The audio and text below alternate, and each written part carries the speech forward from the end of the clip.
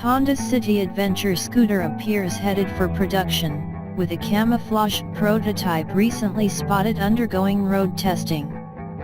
A video published by Italian site omnimoto.it shows a prototype that very closely resembles the concept model that debuted at EICMA. Despite the camouflage, we can see the concept's lines and a similar swing arm design in the test mule.